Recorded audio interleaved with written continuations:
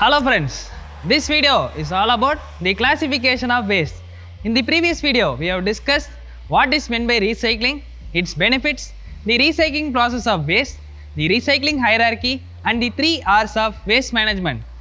Click on the I card to view the video if you haven't watched it yet. As we have seen the various types of waste such as domestic, industrial, clinical, nuclear, animal and agricultural waste. But do you know the classification of waste?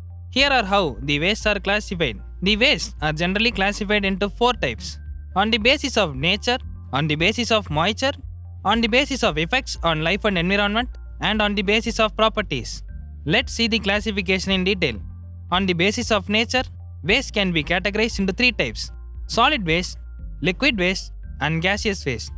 Solid waste, the waste that are visible to us everywhere, caused because of the unorganized way of disposal by the humans from the day-to-day activities, are said to be solid waste.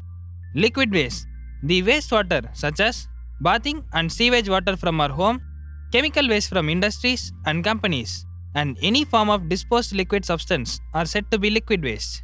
Gaseous waste, any kind of waste in gas form such as smoke arising out of burning the waste in open areas, poisonous and hazardous gases discharged from various industries and power plants are said to be gaseous waste. Hazards of solid waste. We have already discussed about the basics of solid waste, the hazards, and its adverse effects in the previous video. If you haven't seen the video, click on the I card to watch it. Now let us discuss the hazards of other 2 waste categories. What are the hazards of liquid waste? Liquid waste includes large amount of iron, heavy metals, and organic pollutants, which results in unimaginable problem caused by them.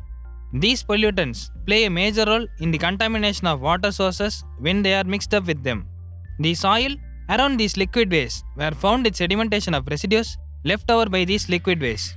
These liquid pollutants and waste create environmental pollution not only to the water sources but also to the underground water and spoils the fertility of the soil, which automatically creates severe health issues to the humans, animals, and even to the plants respectively. What are the hazards of gaseous waste? Burning wood for cooking and staying warm in urban areas changes the quality of air. These wastes increase the death rate and causes suffocation while breathing on human beings. Plastic waste generates greenhouse gas emissions at every stage of its movement, and the production of plastic is depending on the oil, gas, and coal. And from such production or disposal, it also creates tons and tons of carbon emissions, which reduce the quality of air to breathe.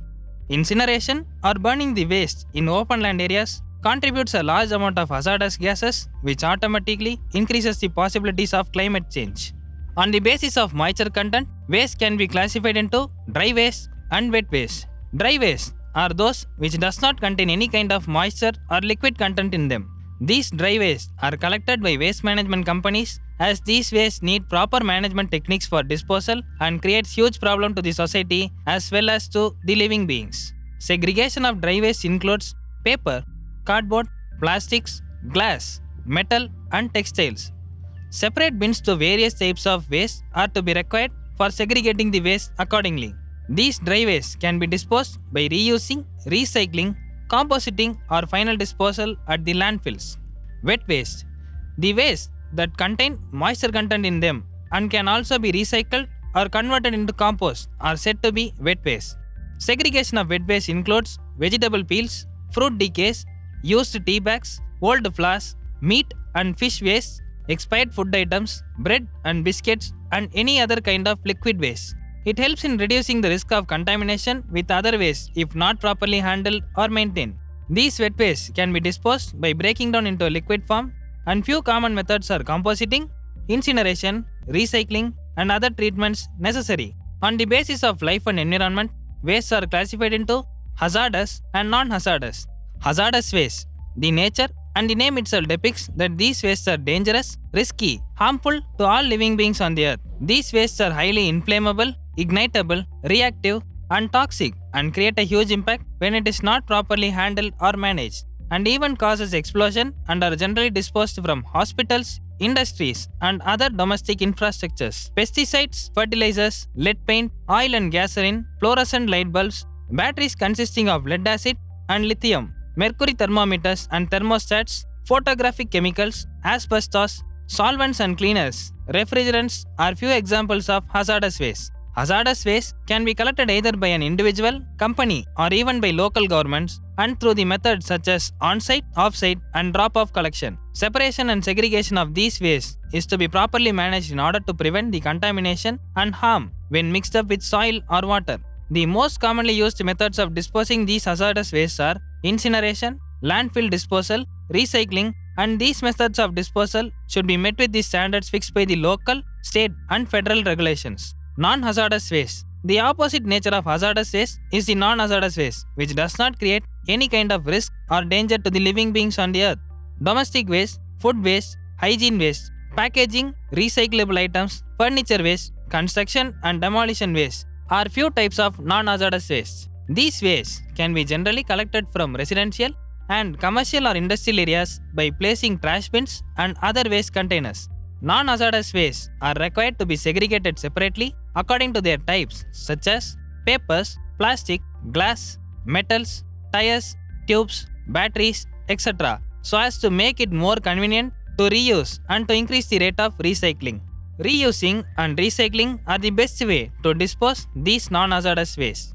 On the basis of properties, waste can be classified into biodegradable and non-biodegradable. Biodegradable waste. Any kind of organic waste that can be turned into manure or other mineral-rich items using the action of microorganisms over a period of time are said to be biodegradable waste. That includes food waste, paper waste, and yard waste. Biodegradable waste are to be collected separately from non-biodegradable waste. These wastes, after collection, needs to be segregated into various categories such as organic items, recyclable items, and even hazardous items depending on the types of waste. Also, these segregated wastes are to be sent to the corresponding waste facility centers for further processing before final disposal. Disposal includes the process of compositing the organic waste and sending it to the landfill. Other recyclables can be sent to the recycling centers for recycling, and the hazardous items are to be disposed by the approved disposing agents safely. Non-biodegradable waste. The waste that cannot be turned or processed into any kind of usable product using natural process like compositing and anaerobic digestion are said to be non-biodegradable waste. These waste won't decompose and stays the same for years and even centuries if it is not properly managed and disposed. Collecting non-biodegradable garbage is the first step in handling them. You can accomplish this on your own way with the assistance of a waste management firm. For non-biodegradable materials, municipal governments may occasionally offer additional special rubbish collection services. It is crucial to sort non-biodegradable garbage into several categories once they have been gathered. This guarantees that the garbage may be disposed of properly. For instance, different containers or bags should be used for materials like plastic, aluminum cans, glass, and styrofoam. Landfills should not be used to dispose of non-biodegradable garbage because they last for a very long time in the environment. They ought to be reused or recycled instead. At the specialist facilities, the majority of plastic, aluminum cans, glass, and styrofoam can be recycled. As an alternative, these components can be recycled to make new goods. Thanks for watching the video. As we have seen the classification of waste based on their nature, moisture, effects on life and environment, and properties with their collection, segregation, and disposal in brief. We will be discussing a lot more in detail in the upcoming videos. For more updates regarding the waste related topics, follow our 𝗪𝗔𝗦𝗧𝗘 page. Make sure you hit the like button, subscribe, and put the bell icon to all notification. And importantly, don't forget to share it with your friends. Thank you.